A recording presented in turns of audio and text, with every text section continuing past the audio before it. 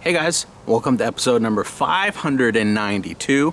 Today is Monday, so it's Update Monday, and today we are outside by the greenhouse, outdoors, because we are doing a big water change on the 1,000-gallon outdoor pond.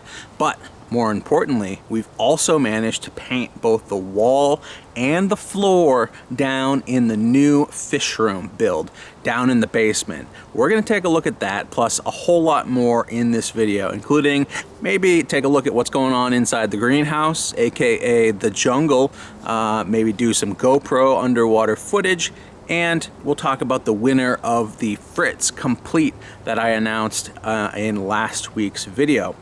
Plus, we're gonna do a little soul searching on channel updates and format, and I'll talk to you more about that in this video. Alright guys, before we get started, make sure to hit the subscribe button if you haven't already, and if you want to help support this channel, you can always go check out myaquariumbox.com and betaoasis.com.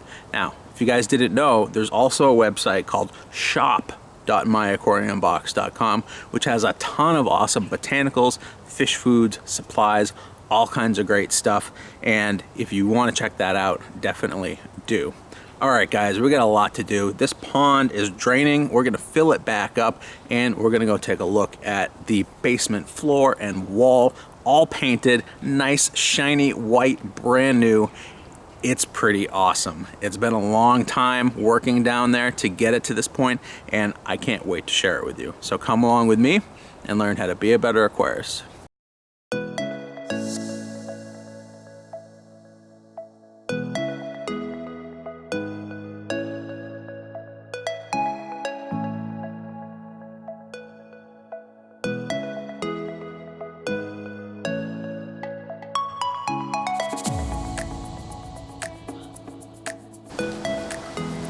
Alright, check out this pond. I have not done a giant water change on this thing in well over a month, and I thought it was about time. Now that the UV sterilizer has cleaned up all of our algae issues, all we have left seems to be tannins in the water, and that's caused by a lot of the giant pieces of wood that I put in here previously. Now, the water level is pretty low. It's about halfway drained at this point. You can see the water level here. And the way I accomplished that was just to attach a piece of 2-inch PVC to my return line here, which is supposed to spill back into the pond.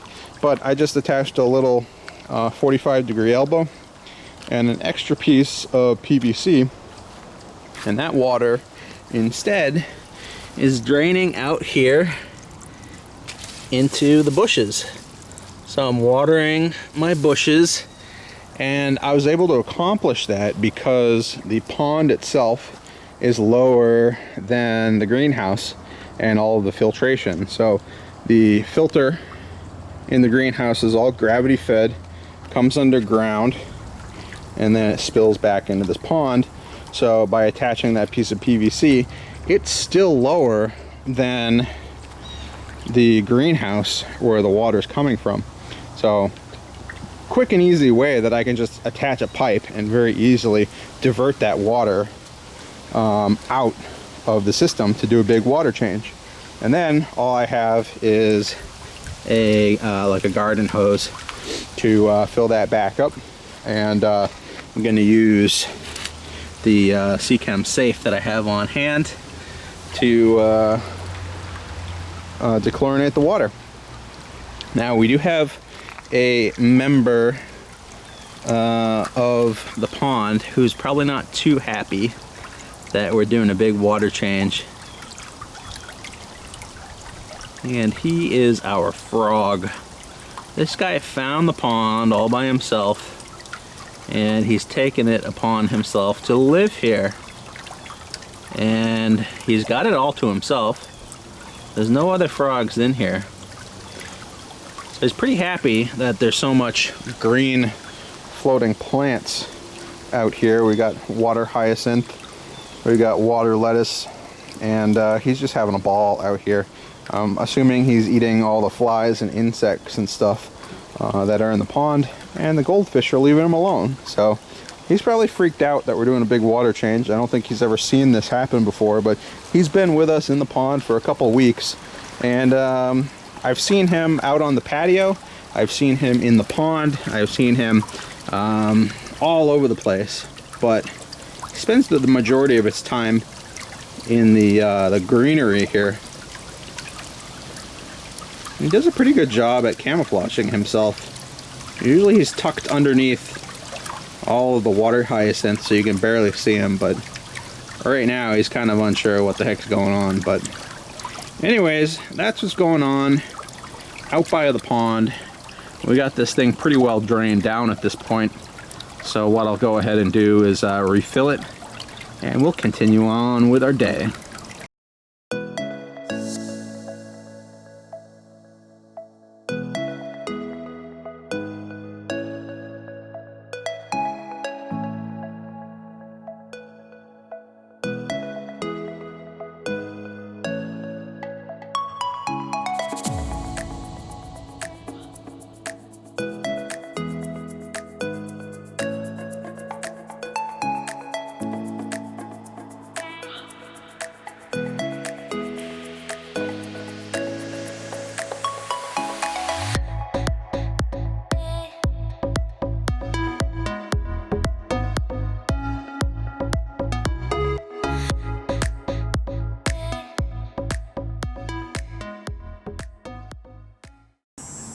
Alright guys, welcome to the jungle.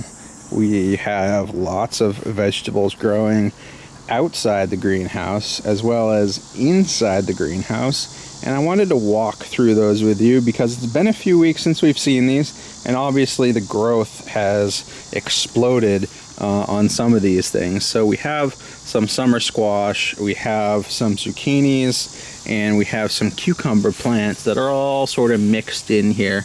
And what I heard about these fabric pots, which I'm starting to experience now, is that they dry out really quick. And so that, I think, is the only limiting factor on these plants right now, is the fact that they do need more water more often, and it's turned into a giant jungle. So I'm going to try to get better at watering these twice per day, one in the morning and one at night, because it certainly needs it in order to continue growing. I mean, I can see some of the leaves are a little bit wilted, not quite as strong as I'd like to see. And they have been through some trials. We had a spell of really wet weather, and we had a lot of slugs that came out and chewed up some of these vegetables. We also have a woodchuck that lives somewhere in the backyard, probably under the shed, and he's been eating a lot of the flowers and a lot of the stems here from a lot of these plants, and so it's really stunted their growth. Plus, this doesn't get a whole lot of direct sunlight every day, so it's just a little slow growing. I mean, they're alive, they're growing, I'm just not getting any real vegetable matter out of them yet. But I think that will change. Obviously, you can see flowers all over the place, and eventually some of these are going to take, and we will start to get some vegetables. We've got some cherry tomatoes as well, popping up all over the place. In fact, some of them have fallen down and are growing back up again. So next year, we're definitely going to have to plan this out a little bit better and stake things up and make sure that everything is probably self-watered. Maybe get some drip emitters and space it out a little bit more so that we don't just have this giant cluster of growth. But yeah, I mean, everything out here is doing well, or as well as could be expected. Now, when we move into the greenhouse, whoa, it's a jungle in here as well. We haven't taken a look at this in probably at least 2 or 3 weeks. Certainly not since we got back from the ACA convention. And while I was away at the ACA, that's when a lot of this explosive growth happened. And there's a few problems here. One is these tomato plants grew so tall that they fell over, and you can see they're all in the water. They've all fallen over. They're all climbing over different bins and then climbing up. Part of that is, I think, they're trying to get to more sunlight because there's just not enough sunlight in here. They're definitely growing, but again, we don't have any vegetables growing on them yet. The other part is they're just not staked up, so there's no real way to keep them propped up. So they're in these little net pots, but the little net pot's not going to keep it standing upright, so it just gets to a certain size and it falls over. And you can see they're all over the place. Like, look at this one. This one starts here, and then it fell down here, and now it's trying to climb its way back up into the sunlight. So they're just all over the place. And like you can see, my water is like way back there, and there's plants, and there's roots, and there's stems in the water, out of the water, all over the place. So I don't know really what to expect. We are getting still quite a few green beans. Like, look at this one. That's a nice green bean. So the green bean plants did well to a point until, again, they started to fall over into the water as well. And it doesn't seem like they're doing quite as well when they hit the water. They just sort of fall apart. They haven't really climbed that well. And I think at a certain point the tomatoes just sort of took over. So that's sort of the situation there. I mean, we still have some other vegetables, like, you know, we've got a couple hot peppers that are doing okay. Some of this stuff is just getting completely choked out by the other plants. We got a few nice basil plants, although this one looks like it's starting to get chewed up. Yeah, I mean, obviously this got a little out of control. The greenhouse is definitely green, and maybe it's a little too green. So I don't really know what I'm gonna do about all this. I think the only thing to do is to harvest what I can. So I think I'm gonna harvest the basil soon. I might harvest some of these microgreens and make a salad before they, you know, fall apart. And I might need to chop back some of these cherry tomatoes because they are just all over the place. And I'll see what I can do and see what we can get out of it as a result. But the fish are definitely still in there, still happy. It may be difficult to see them. We'll grab the GoPro in a minute and see if we can get some underwater footage.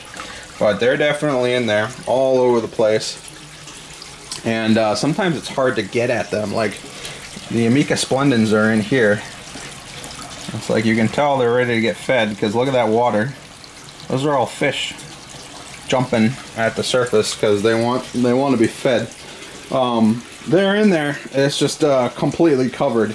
And if you think these 3 bins or tubs are bad with these half rafts for our aquaponics, look at all the floating plants and the mess over here. These 3 bins just have aquatic plants in them, and they're completely choked out, completely covered by a combination of duckweed. And then we've got some dwarf water lettuce. And actually some of this is growing into larger water lettuce. And then we've got some frog bit. And those are the main 3 that have grown all over the place. Our sensitive plant is doing pretty well. I started them in here. One of them is getting sort of like some fungus or something. But we got a lot of new green growth. So this guy's all the way over here. This guy's trailing over here.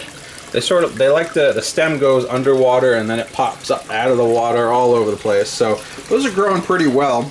Again, they don't need nearly as much sunlight as everything else, but they're doing good. And we do have a lot of fish in here. We've got our Endler colony in here with our cory cats. Again, there's really no way to see those because there's just so much cover here. We've got a lot of mystery snails, and again, we've got another egg clutch there. We've got 2 egg clutches that have already hatched. There's the remnants of an egg clutch that hatched a couple of weeks back. I'm really loving the amount of green and growth that I'm getting in here, but it's a little too much. So I gotta find a way to cut back. I want at least half of the surface of all of these ponds clear, so that it's easier to feed and it's easier to check out the fish that are inside. Because it's like, you know, how are the Endlers doing? I don't know. I hope they're under there. You know, like that's as far as I can really go, just based on the amount of craziness that's going on in here. Like, look at this stuff. I forget what this is. If it's water wisteria or what, but it's supposed to be underwater, but whatever it is, it's not. It's growing out of water, and it's like growing out of control. Yeah, I don't know. Just plants all over the place. So I have never been successful keeping plants indoors in aquariums because I don't really feel like getting the proper lighting or substrate or CO2 or any of that stuff. But outside, this stuff is going gangbusters, as you can see out here in the greenhouse. All you need is a little natural sunlight, and yeah, Aquaponics is doing pretty well. It's just a little disorganized and a little crowded at the moment, so we'll have to do some trimming and some cutting back of some of this stuff to just get it back under control. Alright guys, one thing we need to do real quick is announce the winner of this bottle of Fritz Complete, courtesy of Fritz Aquatics. I got to meet Jay and check out all of the Fritz products at the ACA recently, and this was a free sample that I was given, and I'm happy to announce that I am giving it away. I actually announced that in last week's video, somewhere in the middle of the video, and now I've picked a winner. The winner is, and this is randomly selected from the comments on last week's video, the winner is Bearded Bob's Fishroom. So congratulations to Bearded Bob's Fishroom. All you have to do is drop me a message with your shipping address, and I will get this bottle of Fritz Complete out to you ASAP. And again, this is a full spectrum water conditioner. Removes ammonia, chlorine, chloramines, and detoxifies nitrite and nitrate. It treats 1,200 gallons in this little bottle. So if you want to learn more about Fritz products, go check out Fritz Aquatics, and congratulations to Bearded Bob's Fishroom.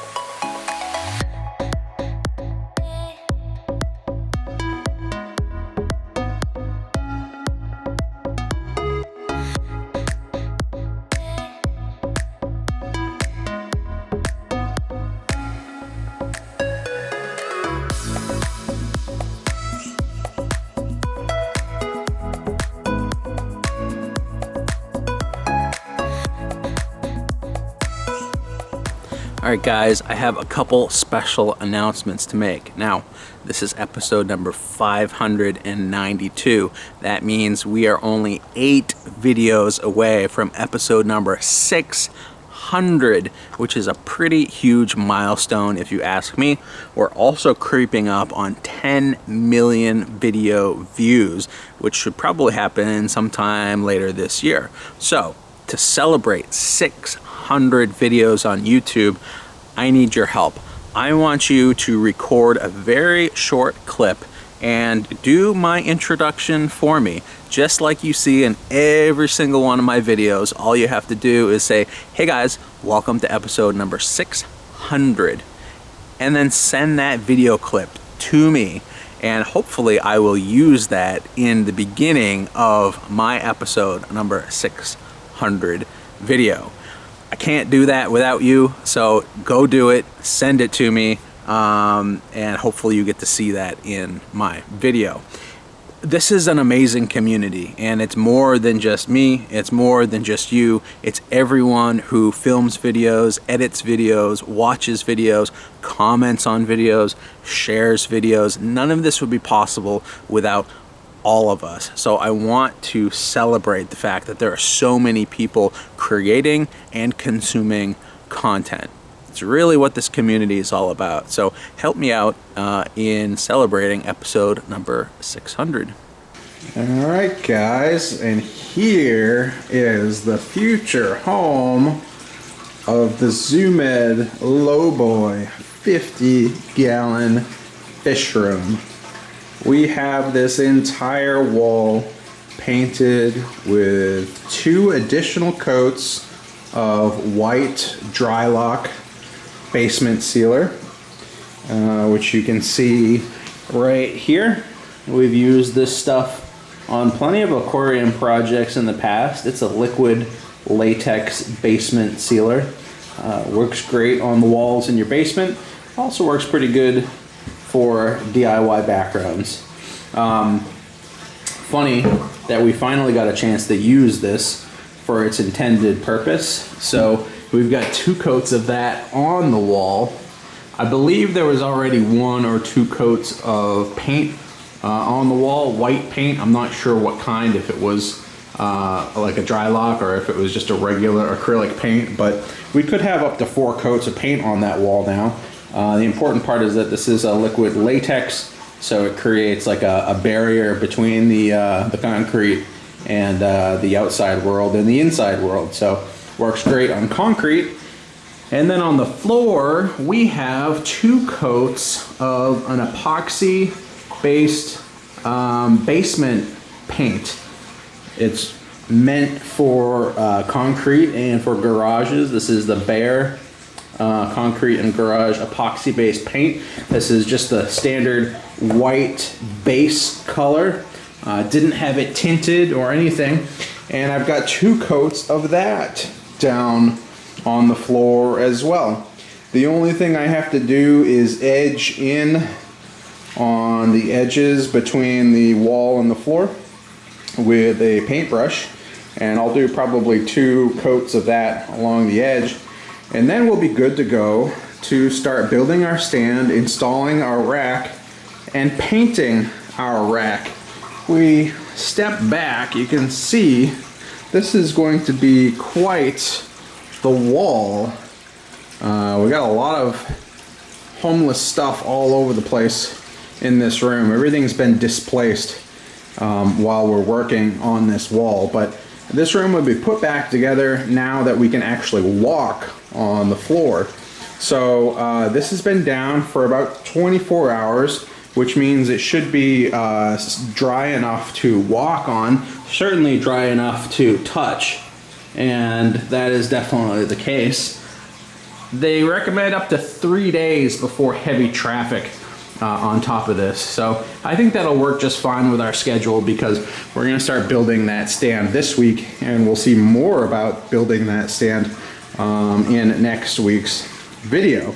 So those are the 2 products. We got the Drylock on the wall, we've got the Bear concrete sealer on the floor, white on the floor, white on the wall. We're going to build this 2x4 and 2x6 dado cut stand, DIY stand, and we're going to paint that white as well. So it's going to be a nice clean palette to work with on this 24-foot wall, and I can't wait to get the tanks installed. So this is the status and the update down in the fish room. Pretty excited. I think it turned out pretty well. I think 2 coats is a good amount for the floor. I could probably get away with doing one more coat on the floor, but I think the wall is probably fine. Anyways, we'll see how much paint we have left, if we're going to do a third coat or not, but really the only thing that I have to do is cut in along that bottom, and then we should be good. Super excited. I think all of this time and pain and money thrown at this wall and thrown at this floor is going to be worth it in the end. So got to give it 1 or 2 more days to completely dry out, and then we can start moving the stand in, building the stand, and getting this wall put back together. So future home of the fish room right here.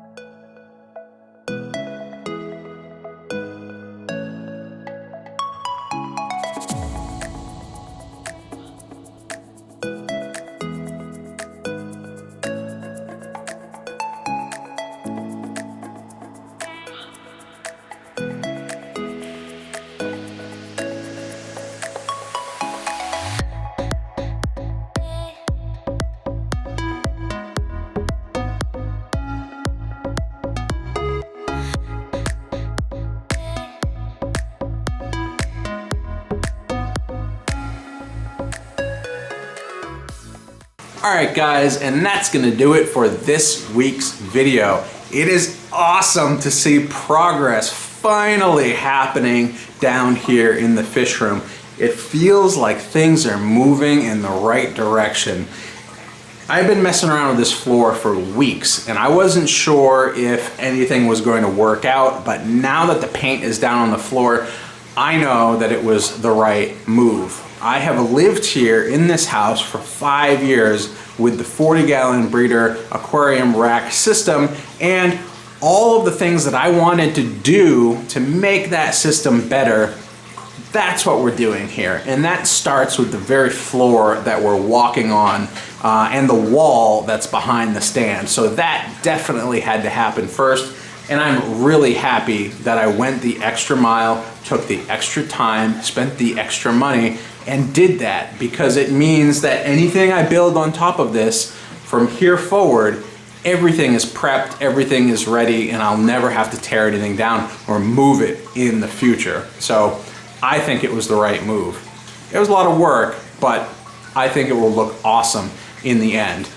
Speaking of stands and next steps, that is exactly what we're going to tackle in next week's video. We have a lot of lumber sitting outside on the ground under a tarp, and we are going to take that lumber and turn it into a gigantic DIY stand rack system for our 50-gallon Zoomed lowboy tanks. Hopefully I did all of my math correctly from my SketchUp drawing that I shared with you earlier this year, and all of that lumber will be used efficiently to build this stand in a very, very simple manner. We'll be taking a look at cutting all of that lumber and assembling the stand, and hopefully painting that stand in next week's video. We're gonna paint that stand white. It's gonna look great against this white wall and the white floor. Everything's gonna look neat and clean and tidy, which is what we wanna see. So that will be an exciting project. Now, one more big announcement to make, which relates to this channel, is I have decided to bring back DIY Wednesday. For the last year, we have just been focused on making one video per week. That's Update Monday, which you're watching right now. I want to bring back DIY Wednesday. I feel like a shorter video once a week, specifically talking about building a DIY project or looking at a DIY material, doing something in the hobby that's constructive and focusing just on that is really important. And that's what YouTube has told me personally, is that those videos perform well, and so I need to create more of those videos. Plus, I'm sure all of those videos are the ones that you guys enjoy the most on this channel. So I'm happy to announce that starting this Wednesday, we will be doing weekly DIY Wednesday videos once again. So that means a video on Monday talking about all of the updates in the fish room, and then a video on Wednesday talking about a DIY aquarium project. Hopefully I can live up to that, but that is the plan moving forward, and hopefully you guys enjoy all of those videos. So look out for that. Hope you guys enjoyed this video, and I'll see you guys later.